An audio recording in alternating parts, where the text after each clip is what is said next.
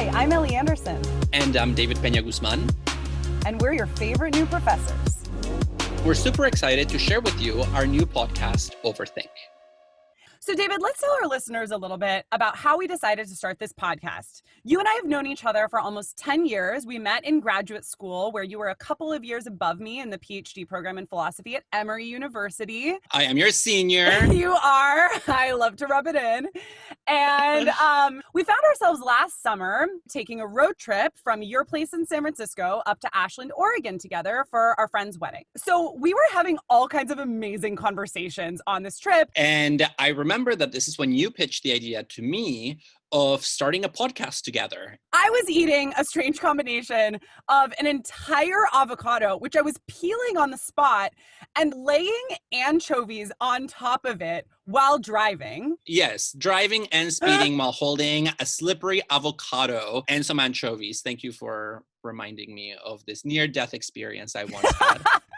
And I think it's really important to note that this emerged out of a conversation. And conversation is a profoundly philosophical genre. This idea that it's multiple people speaking back and forth, trying to clarify concepts and figure out what they believe, a sort of friendly debate. There's such a long history of that, stretching back millennia in philosophy. Yeah, there is Socrates and Plato with the dialogic form. There is a major epistolary tradition in the early modern period. People writing letters to each other back and forth. Exactly. And in those cases, you see philosophy really emerging and growing out of a communal situation rather than being a monologue that one has with oneself. Definitely. Because I think sometimes philosophy gets a bad rap for being a little bit backwards. No offense to Kant, love the critique of pure reason, but that's far from all of what philosophy is. Philosophy is also, and has always been, a practice of thinking with other people, whether it is through writing letters, speaking in the marketplace,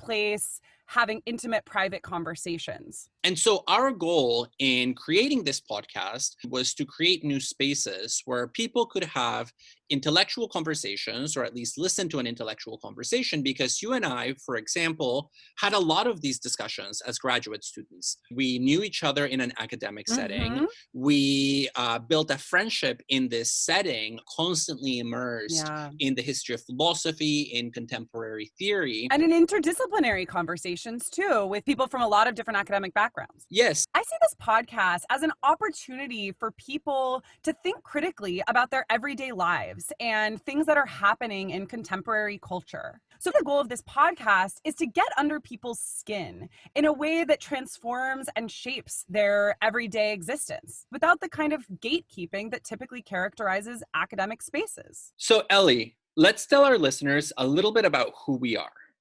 I'm an assistant professor of philosophy at Pomona College in Claremont, California. I'm originally from Los Angeles, where I currently live.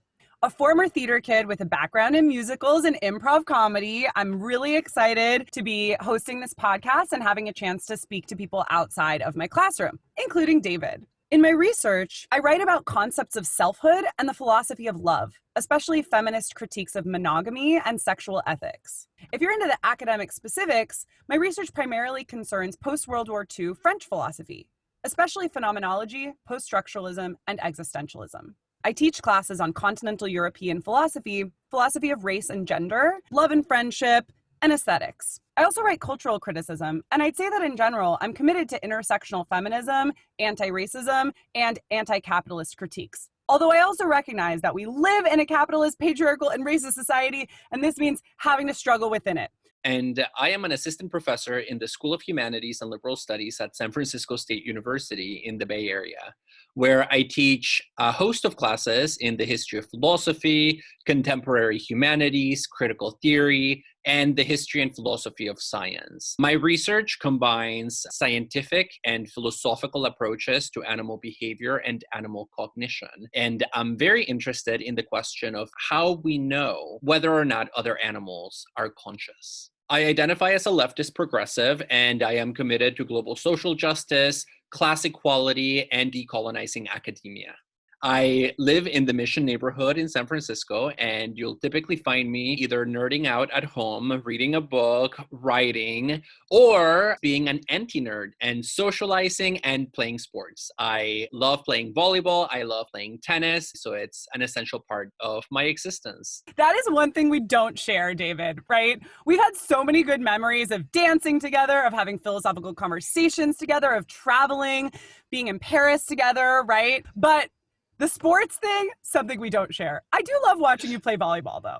So yes, this is one thing about us is that we're both nerds plus another thing. So you're like the nerd plus fashion girl, which is already a kind of weird combination. And I am the nerd plus gay jock combination, which is like a monstrosity of its own. Oh my God. One last thing to note here is that David and I had such grand plans of this fancy recording studio at Pomona College that we were going to use. We had all these ideas for the kinds of support we were going to get, and then COVID hit. So here we are, podcasting straight to you listeners from our closets. It's only for you, Ellie, that I would go back in the closet. Well, on that note, listeners, please enjoy the episodes that we've prepared for you. We can't wait to hear from you. Please email us at dearoverthink@gmail.com. You can also reach us on Instagram and Twitter at overthink_pod. And for the record, even for you, Ellie, I still wouldn't go back in the closet. Thank God.